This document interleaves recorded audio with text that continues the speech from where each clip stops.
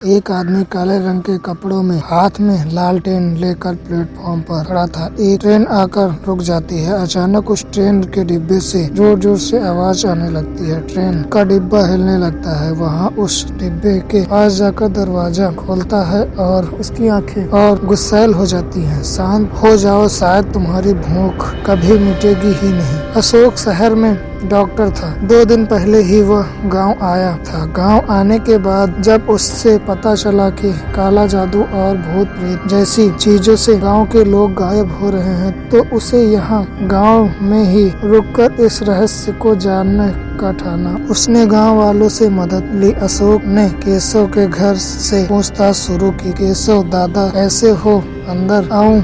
हाँ डॉक्टर जी, आइए। कहो आज कैसे आना हुआ? अरे जी मत कहिए, आप मुझसे उम्र में बड़े हैं। बेटा, उम्र से कोई छोटा बड़ा होता है, तुम्हारे कर्मों से बड़े बनते। तुम हमारे कर्म ही कहाँ इतने अच्छे हैं, हमें कोई इज्जत मिले। दादा, मुझे जानना था कि आपने इस गांव के राक्षस को देखा है। कौन सा राक्षस? गांव के लोग अचानक कम हो रहे हैं, आपको पता है? लोग? हाँ, कुछ लोग गायब हुए हैं, सुना था मैंने। अशोक केशव को सविता से दूर ले जाकर केशव से पूछता है। केशव, दादा, पिछली बार मैं आया था तब बहिनी गर्भवती थी ना। सविता को यह सुनते ही गुस्सा आ जाता है। वह मानो अशोक पर झपटी। अशोक, तुम बाद में आना, अभी तो सविता की तबीयत ठीक नहीं है। अशोक डर कर वहाँ से बाहर निकल जाता। गाँव वालों की गायब होने की बात करता है पर किसी से कुछ खास नहीं मिलता। अशोक एक पेड़ के नीचे सिगरेट हुए बैठा था। तभी वहाँ केशव आता है और अशोक के पास बैठ जाता है। अशोक, तुम्हें हमने बचपन से देखा है। तुम्हें पता है सविता और मेरी शादी को लगभग 25 साल से भी ऊपर हो चुके हैं। मेरी उम्र अब इतनी हो गई है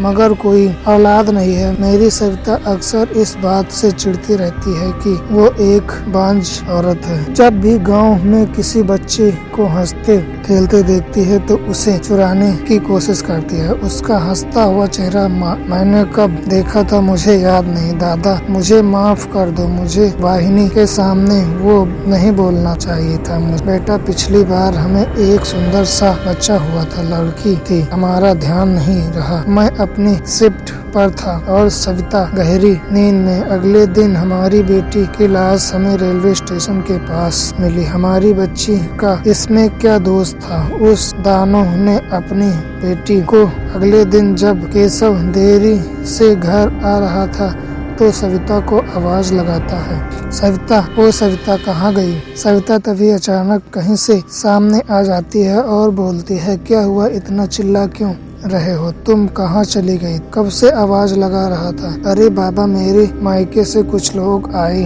थे, उन्हें ही छोड़ने गई थी। उनके साथ छोटे बच्चे भी थे। केशव, हम कभी माँ बाप बन पाएंगे भी या नहीं? अरे फिक्र मत करो, 1-2 साल में कुछ न कुछ जरूर होगा। 2 दिन बाद खबर मिलती है, गांव के जो जमींदार का बेटा था वह अचानक लापता हो गया है। उसे बहुत ढूंढा गया लेकिन वह कहीं नहीं मिला। गांव वालों के लिए अब आफत सी मच चुकी थी क्योंकि एक लापरवाही का बस इंतजार था और फिर कोई भी गायब हो जाता है। गांव वालों ने बहुत हद तक सतर्कता बरतनी शुरू की लेकिन अब तो दिन में भी ऐसा हादसे होने लगे थे। जिस जगह अंधेरा हो, जहाँ कुछ न दिखे और वहाँ अगर कोई सो रहा हो तो वहाँ वह गायब हो जाता था। एक रात अशोक तय कर लेता है कि चाहे कुछ भी हो जाए वह इस रहस्य का पर्दाफाश करके रहेगा। इसके लिए वह एक चाल तैयार करता है। वो अपने लेबोरेटरी से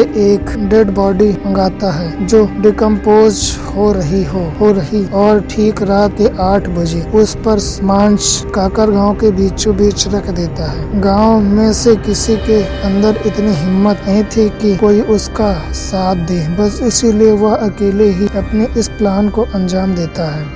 वह चुपचाप पेड़ों के पीछे अपना कैमरा ऑन करके छिप जाता है। 1 घंटे बीत जाता है, कोई नहीं आता और वो लाश वैसे की वैसे ही पड़ी रहती है। 2-3 घंटे और बीत जाते हैं, अब भी कोई नहीं आता। अरे कोई आएगा भी या नहीं? मुझे नींद आ रही है, शायद मुझे घर जाना चाहिए। वह वापस चलने का डिसाइड करता है। तभी अचानक एक आदमी शाल ओढ़े और एक बड़ा सा बोरा लिए वहाँ जल्दी कदमों के साथ आता है और उस लाश को अपने बोरे में रखकर घसीटते हुए ले जाने लगता है। अशोक उसका पीछा करना शुरू कर देता है। कुछ दूर तक तो वह दिखाई देता है, लेकिन तभी अचानक वह आदमी कहीं एकदम से गायब हो जाता है। अशोक तब तक उस रेलवे स्टेशन पर पहुंच जाता है जहां से लोग गांव से बाहर जाते थे या फिर अंदर आते थे। इसी के बारे में गांव वाले कहते हैं कि जो शख्स शाम ढलने के बाद यहाँ आता है या यहाँ से बाहर जाता है वह कहीं गायब हो जाता है। तभी अशोक को एक ट्रेन आती दिखाई पड़ती है। ठीक प्लेटफॉर्म के एकदम किनारे पर एक आदमी था जो लालटेन लिए ट्रेन को लाइट दिखा रहा था। लाल लाइट की वजह से वह ट्रेन रुक जाती है। अशोक छुपा रहता है ट्रेन के पीछे। डिब्बे का दरवाजा लालटेन वाला खोलता है।